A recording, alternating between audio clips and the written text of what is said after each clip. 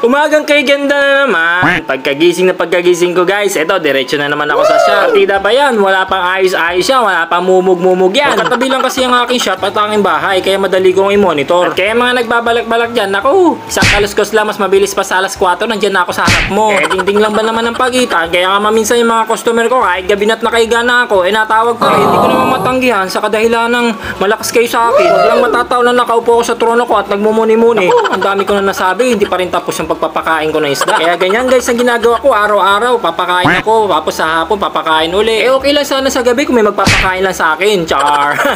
Tingnan nyo naman guys, ang init-init. Tingnan nyo sobrang init ng panahon. Pati halaman kong photos ay nasusunog. Kaya ginawa ko na lang guys, tinakpan ko na lang sila ng kumot para hindi sila mababad sa araw. At sa sobrang init guys, hindi ko talaga kayang tiisin. Kaya nagsara muna ako sa gate. Sobrang init talaga guys, hindi na namin matiis. Kaya yung misis ko, niyaya naman ako lumabas.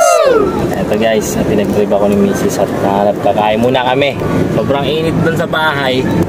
Ayan. Nagayara ko ng driver.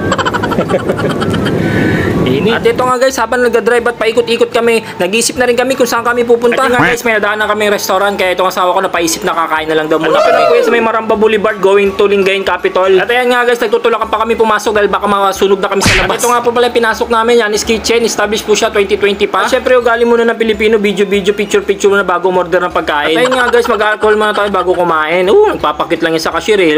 Patay ka dyan. At hindi po yan mangyayari kasi patay na patay po sa akin ng misis ko. At dumating na nga yung order namin. Misis ko nag-order nga ng spinach,